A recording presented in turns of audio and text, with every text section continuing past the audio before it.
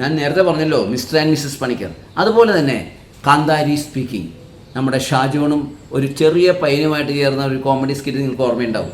എടാ എന്തിനാണോ നിന്നെയൊക്കെ സ്കൂളിലോട്ട് വിടുന്നത്? പഠിക്കാനാണോ അതോ പഠിക്കാനാണോ? അതൊക്കെ ഞാൻ പഠിച്ചുകൊണ്ടിരുന്ന സമയത്ത് സ്കൂളിൽ സാറ് എന്ത് ചോദ്യം ചോദിച്ചാലും അപ്പൂപ്പ മികച്ചു നിൽക്കുമായിരുന്നു, അറിയാമോ? നീ മികച്ചു നിൽക്കുവോ? ഇല്ല, പിന്നെ സാർ ചോദിക്കുമ്പോ ഞാൻ പകച്ചു നിൽക്കും.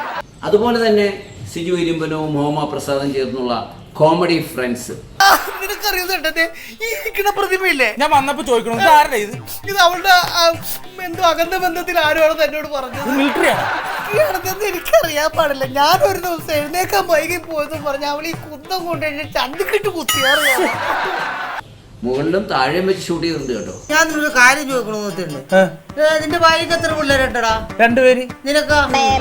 ഞങ്ങൾക്ക് 2 പേരും കൂടെയാണ് 2 പേര്. എന്റെ നാട്ടുകാർ പറഞ്ഞത് പെണ്ണും പിള്ളക്ക് 2 നിനക്കൊന്നാണെന്നാണ്.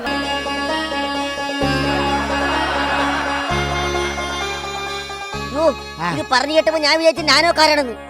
ഇതെന്തോന്ന് വോൾവോ ബസ്സാ? അയ്യോ ദൈവമേ, ടി വി എവിടെ പോയി? ദൈവമേ, ടി വി കള്ളം കൊണ്ടുപോയാ? ഞാനിനി എന്ത് പറയും ചേട്ടൻ വരുമ്പോ?